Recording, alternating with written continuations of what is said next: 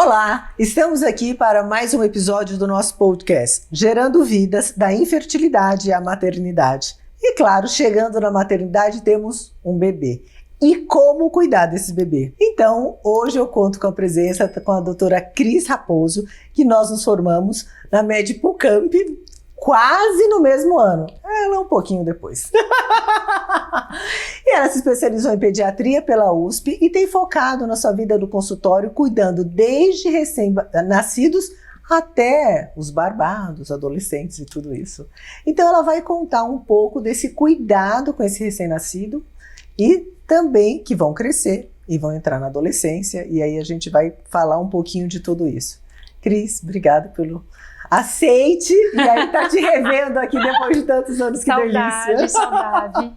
E eu que agradeço, porque é uma honra estar aqui, né, com você, nessa clínica linda, enfim, e o trabalho maravilhoso que você faz com essas famílias que, eu falo que o bebê, ele deve ser cercado de amor, mas ele é o centro do amor. Né? Então, você conseguir trazer esse presente, né, de Deus para as famílias e inundar essas famílias de amor realmente, acho que um dom que você tem. E eu fico muito feliz, muito grata de você ter me chamado aqui para falar um pouquinho sobre isso, sobre essas crianças que vêm de fertilização in vitro, que na realidade elas já são muito amadas, muito antes mesmo da própria concepção, né? Muito antes mesmo da mãe engravidar, esse amor já está ali nessa expectativa para nascer. E você consegue fazer isso, trazer eles para cá. Né? Pois é, e a gente vai falar desse bebê, né? Desse bebê que quando nasce, ele não é recém-nascido.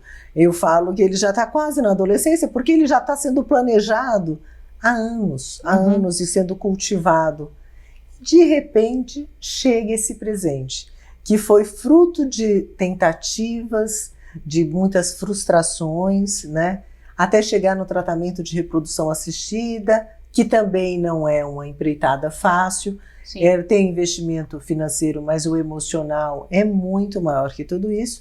E de repente esses pais chegam até você com essa ansiedade, como cuidar desse bebê. Como você percebe esse bebê fruto da reprodução assistida? Eu acho que fruto desses pais já tão machucados. Sim, todo mundo fala uma frase que é jargão, que nasce a mãe e nasce a culpa.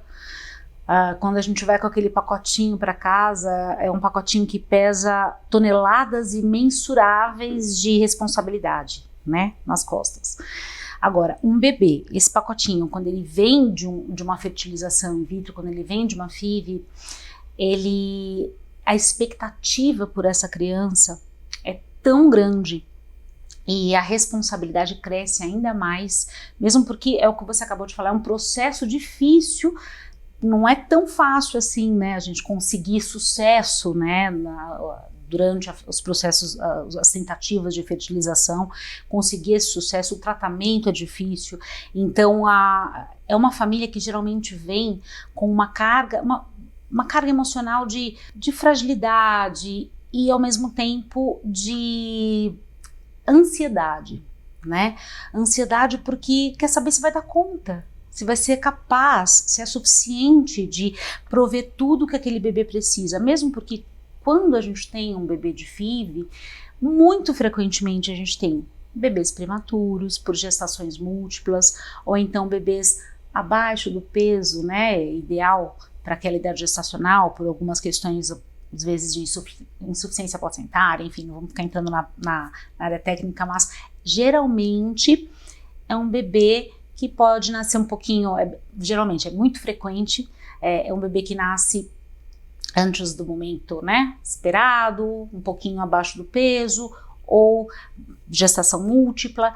Então, de fato, é um bebê que necessita de cuidados mais específicos do ponto de vista técnico também, de segmento, né, de pediatria, de segmento neonatal. Então, eu sempre falo que o ideal seria sempre ter uma consulta antes desse bebê nascer.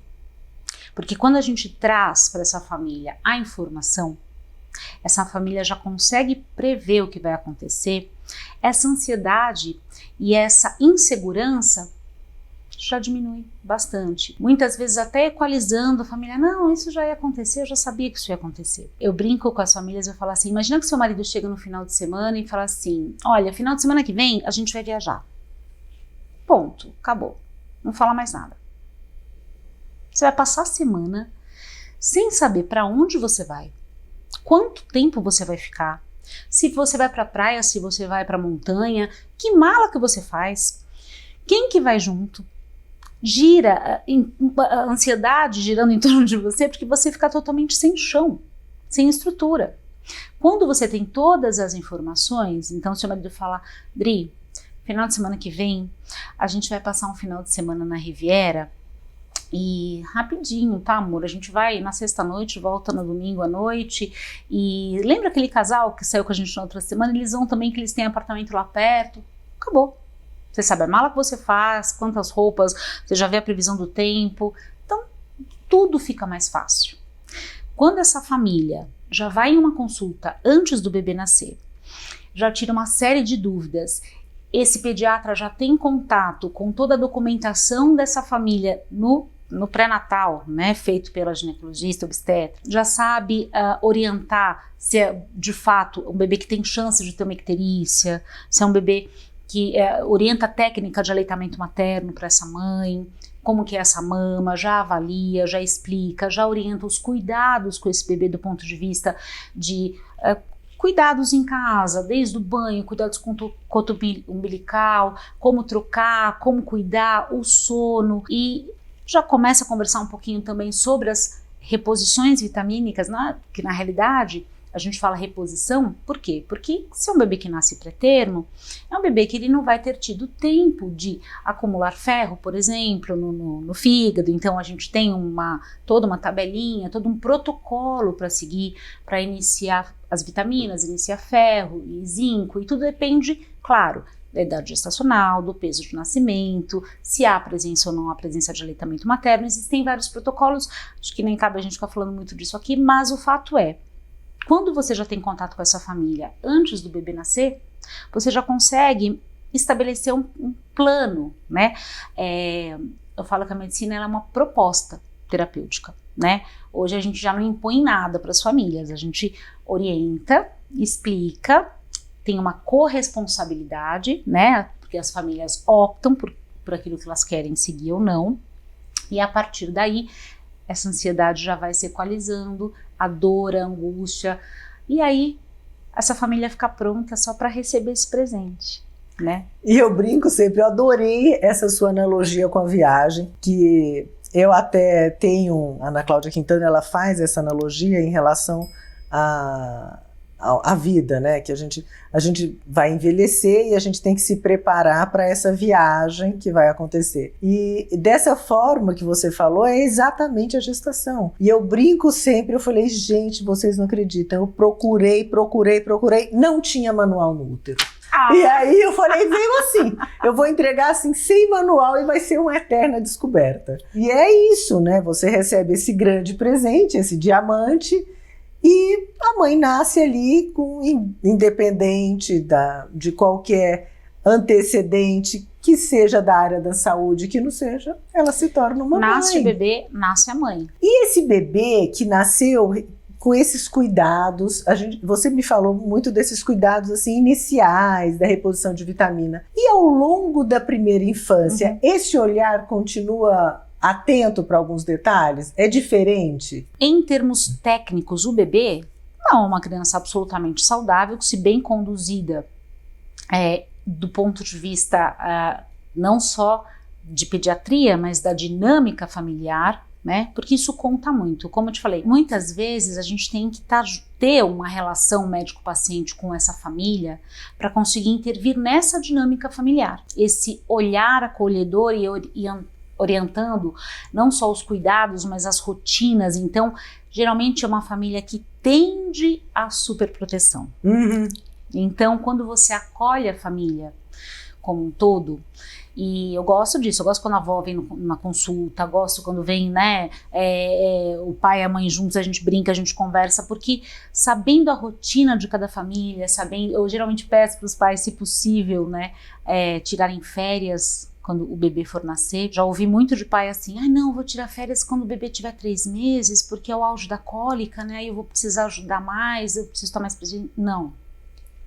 A gente precisa combinar desde o comecinho as rotinas, assim, rotina de sono. Então a presença do pai é algo que é um divisor de águas para a gente ter sucesso ou insucesso até no aleitamento materno, para esses cuidados iniciais. E na sequência do crescimento dessa criança, essa carga, ela continua, né? Então, as famílias sempre ficam ansiosas e angustiadas se a criança tem um bom desenvolvimento neuropsicomotor, se está crescendo adequadamente, se a estatura está adequada, se o peso está adequado, se a alimentação está correta. Às vezes vai para um extremo de não pode isso. Eu falo, não, o que não pode, o proibido é mais gostoso, vamos chegar no equilíbrio. Claro que é açúcar 0 até 2 anos, porque a criança ainda não tendo contato. Não é que ela quer ver você comendo, quer. Não, se você estiver roendo unha, ela vai querer, porque é a descoberta, né? É o mimetismo, é o neurônio em espelho. Mas, ao longo desse crescimento, é a orientação como qualquer outra criança, uma alimentação mais saudável possível, mas, claro, essa ansiedade das famílias, geralmente, a minha experiência mostra isso, que muitas vezes são famílias que ou são muito permissivas, ou são muito rígidas. A gente tem que fazer um manejo fino disso, para que essa carga toda de estresse, essa expectativa toda em cima dessa criança vá diminuindo, né, ao longo desse crescimento. Claro que no primeiro momento, quando a pessoa chega com aquele pacotinho, né, a família está eufórica e ao mesmo tempo desesperada. Isso é normal, absolutamente. Mas conforme essa criança vai crescendo, a gente tem que trazer essa família para a realidade do ponto de vista que é uma criança absolutamente normal, como qualquer outra, não é só porque ela veio de uma FIV. Existe ainda hoje muita lenda, né, em torno disso, de que os bebês que são de FIV, eles podem ter alguma alteração. Não, eles podem ter alterações num primeiro momento, como a gente comentou aqui. Bebês que nascem pré-termo, nenês que nascem com baixo peso. O pediatra manejando direitinho, ele estudou para isso, tá tudo certo. Vida que segue. E sempre com uma relação muito bacana médico-paciente, para que você consiga adequar muitas vezes essa dinâmica familiar, equalizando essa carga que sempre está presente no bebê que vem de FIV.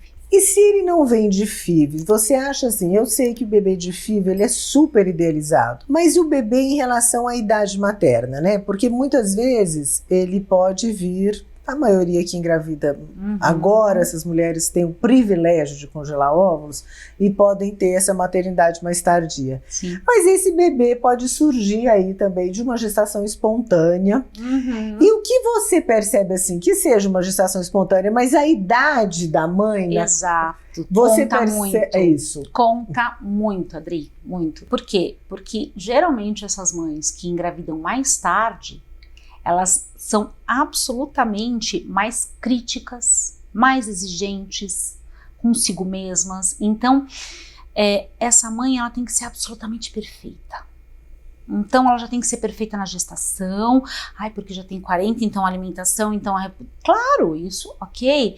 Mas quando nasce, já tem que ser um parto normal, aí o aleitamento materno tem que ser exclusivo, não pode ter complemento. Ela já é uma pessoa que geralmente é um perfil, né? Uma mulher que deixou para engravidar mais tarde, geralmente é uma mulher que se dedicou muito à sua carreira profissional, que por isso acabou colocando aí como prioridade algumas outras questões antes da gestação.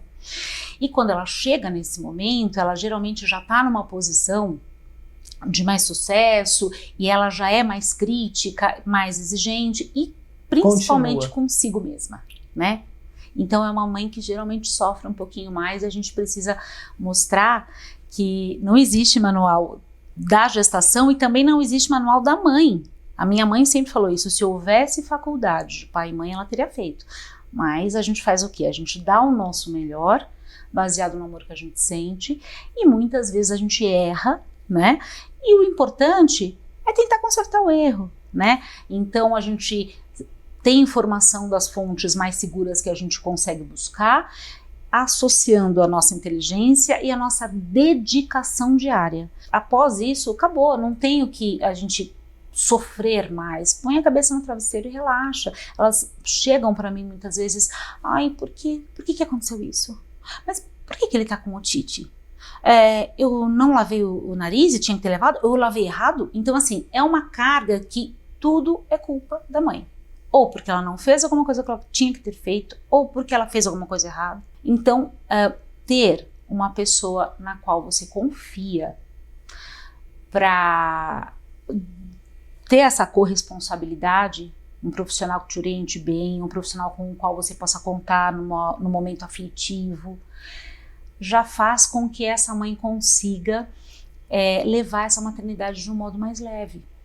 As mães 40 a mais geralmente têm esse perfil. E é isso mesmo, porque é essa autocobrança desse caminhar da mesma forma, né, que a gente fala dos novos relacionamentos, né? Então, a partir de você ter um relacionamento no outro relacionamento, você vai ser muito mais gato escaldado tem medo de água fria, você vai ficando cada vez mais seletivo na vida, em todas as questões, né? Nas suas viagens, nas suas escolhas. Com o passar dos anos, eu falo que a gente tem o desenvolvimento da sabedoria, não é só o envelhecimento, eu falo que é desenvolvimento da sabedoria, e isso vem, né, com essa a gente perde colágeno e ganha sabedoria. Exato, não dá para ter tudo nessa vida, né? É uma troca, é uma troca. E uma coisa que eu observo durante a gravidez, especialmente nos casos de perdas prévias, né, de abortos prévios, é um medo de perder esse bebê muito grande. E aí no pós-parto tem essa questão, será que ele está respirando? Então eu percebo uma angústia maior em relação a isso, com medo de perder esse neném. Toda mãe tem isso. Quem nunca? Quem nunca? Foi dar uma olhadinha no berço para ver se estava respirando mesmo, pôs né? Eu já cheguei a pôr espelhinho no nariz da minha filha para ver, porque na realidade, quando você vê um bebê dormindo, a sensação que eu tinha é que era uma pintura. Era uma pintura, era como se Deus tivesse pego um pincel e tivesse feito uma pintura ali dormindo. Eu falava, será que eu mereço tudo isso? Até hoje eu me pergunto isso, na realidade. Ela já tem 13 anos, até hoje eu falo, ai meu Deus, será que eu mereço?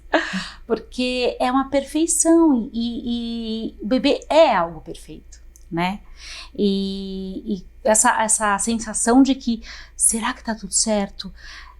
O que nunca ninguém me contou foi que o bebê chega e faz barulho. Nunca ninguém me contou isso. Não, nem na faculdade, nem nenhuma outra mãe. É uma dica de ouro, gente. Lembra disso. Bebê faz barulho. E de um modo meio histriônico, assim, eu vou tentar imitar uns barulhinhos, sabe? Umas coisinhas estranhas no nariz, assim. E como dita a Sociedade Norte-Americana de Pediatria, o bebê tem que ficar, né, recém-nascido ao seu lado, não na mesma cama. Eu particularmente detesto cama compartilhada, não acho seguro, mas ficar no mesmo ambiente, no mesmo quarto dos pais. Então, a Bia ali do meu lado, não dormi nada, porque ela ficava aquela secreçãozinha do parto, eu acho, narizinho. E eu falava, meu Deus, ela tá acordando? Será que ela quer mamar? Vai acordar? Não vai acordar? Não, mas não se mexeu pra lá, não mexeu. Eu fiquei uma semana que eu não conseguia dormir. Isso porque era uma bebê que veio da fábrica que dorme a noite inteira. E comprei um produto, né, que eu não podia ligar pro saque. Era lá o produto que dormia.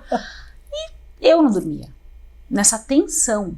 Então, câmera aqui, câmera ali, babá aqui e tal, os quartos coladinhos. Pus ela pra dormir no bercinho. Também não dormia. Porque eu falava, meu Deus, mas isso não é o correto é ela tá do meu lado. Mas do meu lado eu não durmo, eu tenho um sono super leve, né? Pediatra tem sono leve, né? Que já dei muito plantão, já fiz, então assim, faz... eu acordo. E aí, fiquei mais uma semana assim, de olho na babá eletrônica, que eu nem piscava. É duro. É uma tensão, e isso, eu ao longo da minha vida, eu fui digerindo isso. Poxa, se isso aconteceu comigo, que estudei a vida inteira e sei, né, eu estava fazendo a técnica correta, o decúbito correto, não estava dormindo de barriguinha para baixo, estava de barriguinha para cima, inclinação. Imagina uma mãe que não tem esse preparo, né? Então, e imagina uma mãe que além de não ter esse preparo, ainda se exige demais, né? Quanta coisa, né? É demais, e por isso essa carga, né, eu acho que quem trabalha com medicina em geral, né, se não for uma pessoa empática, humanizada, que tenha um pouquinho de conhecimento de saúde mental e que de fato esteja disposto a nem sempre curar, mas sempre cuidar, não vai ser um bom médico. Agora, o pediatra, então, se ele não conseguir ter essa empatia, essa troca, eu acho que aí tem que fazer uma outra coisa. Já tem, porque não dá certo. E a gente está aqui desvendando esses mistérios todos, todas essas inseguranças. E eu sei que você tem um curso para desenvolver essa maternidade sem tantas neuras. Fala pra gente um pouco sobre esse seu projeto. Ele começou, óbvio, né, gente, depois da pandemia. Quem não deu uma piradinha na pandemia? Quem não deu uma piradinha na pandemia é porque não estava entendendo o que estava acontecendo, né? A pessoa estava um pouco ali desconectada, porque quem estava entendendo o que estava acontecendo na pandemia ficou um pouquinho abalado, ou muito, ou totalmente. Ok, sem julgamentos, mas o fato é que eu brinco que tudo isso que a gente acabou de falar aqui, né? A maternidade em si é algo maravilhoso, indescritível do ponto de vista, né, de satisfação pessoal, de amor, de evolução, de alma, enfim, mas muito difícil, né? A gente também, como diria, né, Caetano, cada um sabe a dor e a delícia de ser o que é, né? Então a mãe sabe a dor e a delícia de ser mãe. E com a pandemia, aí sim explodiu toda essa ansiedade, toda essa angústia, toda essa carga, toda essa culpa. Chega o final do dia, a pessoa sempre está achando que não deu conta. Tá sempre devendo alguma coisa. Então, ainda mais na sociedade que a gente vive patriarcal, que a mulher, ela trabalha, ela ela rege, né, a casa. Então, por mais que os pais sejam mais ativos, mais participativos cada dia mais, a mãe sempre tem essa carga. Eu acho que até por uma questão fora, né, essa questão patriarcal, de que quando o bebê sai de você, você fala, meu Deus, fui eu que fiz. Ai, meu Deus, então é um presente muito grande, eu tenho que cuidar e de um modo que nada aconteça com essa criança. E na pandemia isso ficou muito forte, as mães estavam sem orientação, sem cuidado, desesperadas, né? Não podiam levar as crianças em consulta, e aí veio essa vontade de levar informação até essas mães, né? E essas mães que estavam de fato enlouquecidas. E hoje, Adri, o que eu sinto, mesmo a gente já não estando mais em pandemia, a gente tem muita fonte de informação que não é confiável, né? Espalhada. E as pessoas acham que tudo bem, né? Falarem que é isso ou aquilo, que a vacina conjugada, uma pessoa comentou esse dia no meu Instagram, que a vacina conjugada aumenta o índice de doença autoimune nas crianças. No momento que a gente está vivendo, o retorno da coqueluche, que a gente acabou de perder um bebê no Paraná, de 6 meses de vida, por coqueluche. São doenças que no Brasil, que tem tanta tradição, né, com a vacinação, já estava erradicada praticamente. Então agora a gente tem que voltar a lutar por coisas que antes a gente já tinha conquistado. Por quê? Porque as pessoas precisam de fato selecionar a informação que elas consomem. A informação tem que ser de fonte segura, né? Então, somando ao momento de pandemia, quando não se tinha informação, agora, quando a gente tem informação, mas muitas vezes equivocada, veio o Maternidade Sem Neuras. É um curso, né, de um modo mais engraçadinho, ou coloquial, digamos assim, um modo não formal. A gente não vai falar de o guideline é assim, é assado. Não, a gente vai falar assim, o que você tem que bater o olho no seu filho e saber. Porque a pessoa que mais conhece a criança é a mãe. Ninguém conhece mais uma criança do que a mãe. E a mãe tem que bater o olho e falar, opa, agora não deu certo, agora eu tenho que correr para um pronto-socorro. Ah não, agora não é o momento de ir, porque eu vou lá expor meu filho a uma outra infecção de um modo desnecessário.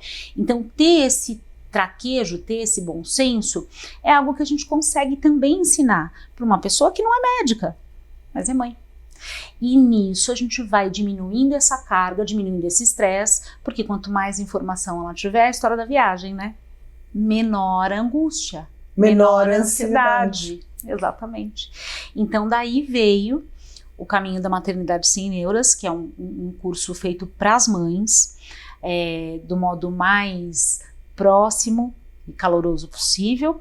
E a gente vai fazer o lançamento agora dia 15 de agosto, às 8 da noite. preço bem acessível, para que todas as mães possam, de fato, consumir, né, esse produto. Então, o objetivo é atingir público de A a Z, né, não é nada elitizado, justamente para que a gente possa propagar informação boa, diminuir o estresse dessas famílias e ainda mais um monte de informação errada circulando por aí, acho que quanto mais a gente conseguir divulgar informação segura. Exatamente, informação segura, melhor vai ser para todos nós, né, na realidade. E essa eu acho que é a nossa missão, né? Acho que a medicina evoluiu, a gente tem essa preocupação técnica de desenvolvimento e conhecimento, mas a gente também agora, né, tem essa era digital e a gente tem também a missão de espalhar esse conhecimento, né? De divulgar para as pessoas, a gente que teve o privilégio de conquistar isso, de galgar, de estudar mais aqui, e agora compartilhar isso com a sociedade através dos cursos online, das mídias sociais, porque eu acho que faz parte da missão da medicina de boa prática. Exato. Porque é uma medicina que evolui, né, Adri? Que na época que a gente fez faculdade, até brinco, eu falo, que eu fico com os alunos também, né, do 6º ano, e eu brinco com eles e falo assim, olha, me respeite, que na minha época não tinha Google. Tinha o Xerox da Adélia e tinha a biblioteca. Gente, li muito. E tinha principalmente o quê? À beira do leito, né? A gente aprendeu na beira do leito, do doente, discutindo, aprendendo com a parte de a medicina, como a gente brinca, a medicina raiz, é a medicina de verdade, é o que a gente fala, ter o olhar clínico. A clínica é algo que mostra tudo pra gente. Muitas vezes você vê um exame e fala, não tá compatível com a minha paciente. Não é, esse exame deve ter trocado. Vamos recoletar, né? Porque o bom médico, o exame é complementar, né, na sua prática clínica. Então, ter essa generosidade de divulgar, de espalhar a informação, espalhar um conteúdo, se adequando às tecnologias, porque a gente aprendeu sem a tecnologia, mas a gente está aí para se adequar. A melhor frase do mundo é a frase de uma criança, que perguntaram, você sabe tal coisa? Ela falou, não sei, mas eu sei aprender. Perfeito. Né? É isso. O ser humano tem que saber aprender. Então a gente aprendeu medicina de um outro modo, mas a gente está se atualizando o tempo todo, não apenas na medicina, porque todo mundo sempre falou, médico estuda para sempre. Estuda para sempre. A gente já sabia disso. Mas eu só não sabia que eu ia ter que aprender a falar na frente da câmera. Brincar um pouquinho de jornalista, né? Gaguejar um pouco. Ainda bem que nós não somos tímidas, né, Cris? Não dá. Já ajuda, né? Já ajuda bastante. Já ajuda mas não vou negar que os meus primeiros vídeos quem fez foi a minha filha. Ela que editava lá, porque eu adolescente, a minha filha também me ajudou bastante. Sabia tudo de tecnologia e eu tô aprendendo, cada dia eu aprendo e é muito engraçado, gente. Como eu trabalho com adolescente, né? Trabalho muito com adolescente e muitas vezes eu faço alguns videozinhos, tal, story, posto.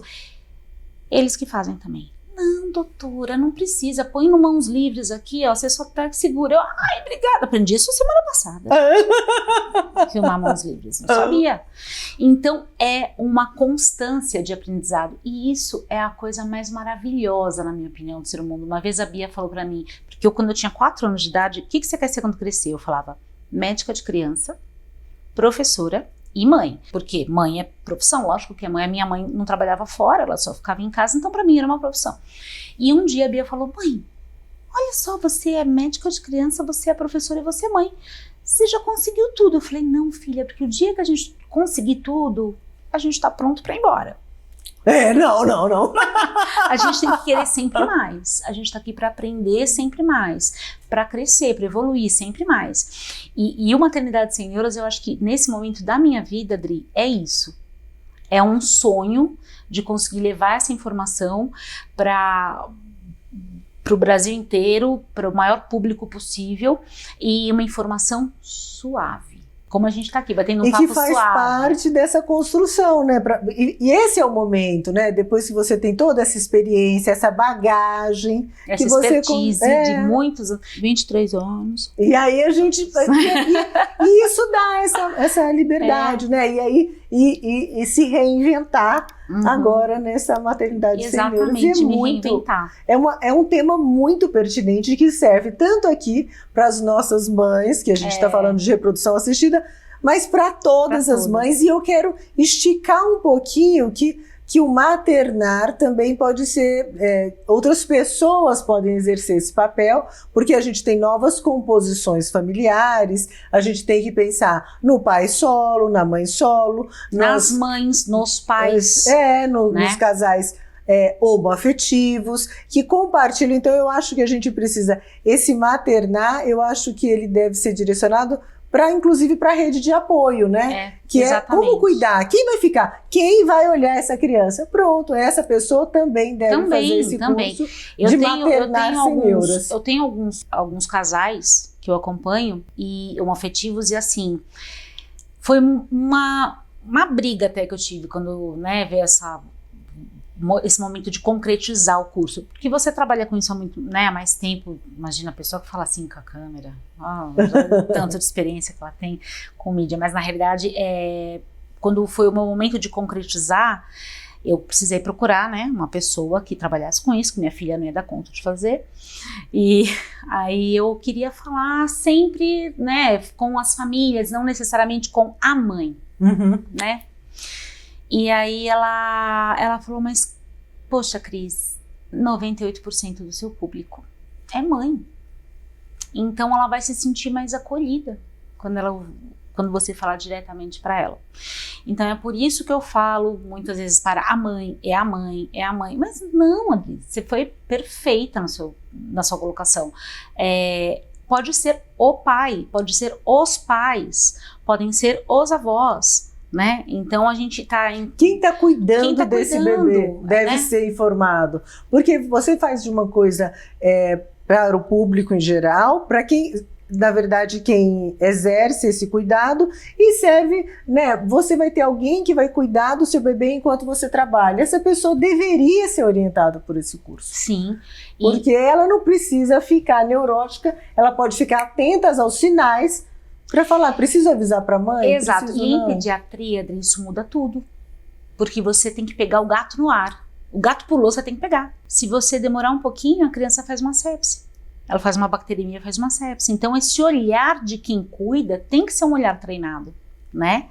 Então, mas ao mesmo tempo, não tem que ser um olhar treinado para ficar desesperado. Lógico. Para ficar neurótico. É simplesmente para saber agir no momento certo, né?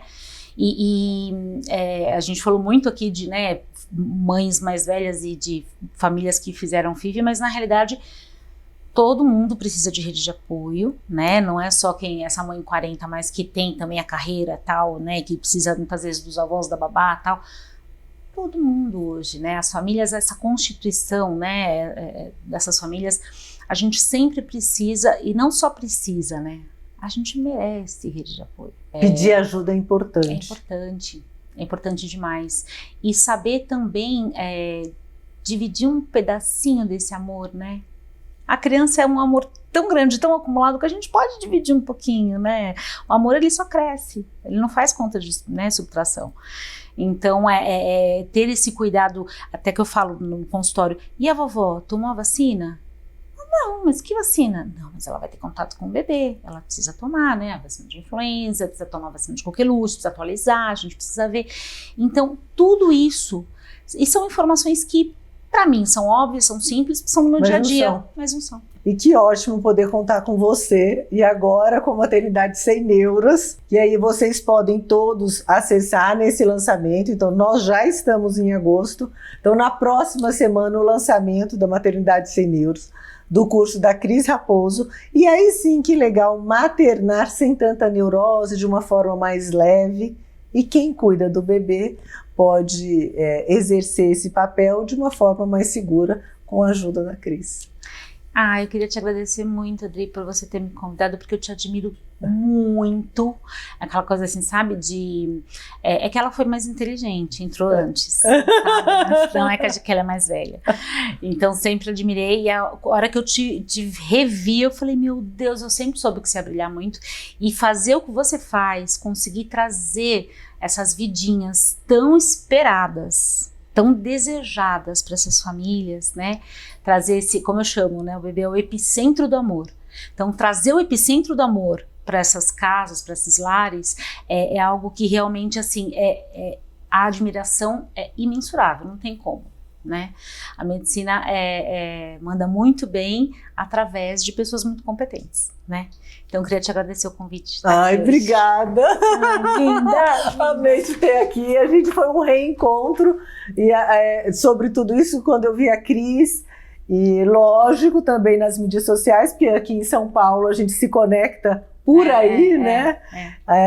Às vezes tem algum evento da faculdade que, quem sabe, a gente se encontra, mas foi um encontro muito bem-vindo. É uma pediatra que eu efetivamente indico, né, para as minhas pacientes, eu recomendo, e a gente vai vivenciar isso de uma forma mais leve e gostosa. Obrigada, Cris. E eu estou à sua disposição, é um prazer e uma honra. Então, sempre você precisar. E aí a gente depois vai desenvolver, como o nosso objetivo é a infertilidade e a maternidade, a gente vai exercer esse maternar aí com as dicas de pediatria, que vai ser muito legal. Obrigada. Conte comigo. Obrigada. Obrigada, gente, por estar assistindo. Espero que vocês tenham gostado desse episódio tão leve, gostoso. Como a gente vai cuidar desse diamante, né? Eu falo, não tem nada tão gratificante quanto pegar um blastocisto, que é o embrião de 5º dia, que a gente transfere para o útero e pegar no colo, né? E o nosso objetivo aqui é um bebê correndo no shopping, uma criança saudável, feliz e bem cuidada. E para cuidar desse diamante, tá aqui uma pediatra super competente que vai ajudá-los nessa missão. Um grande beijo e até o próximo episódio.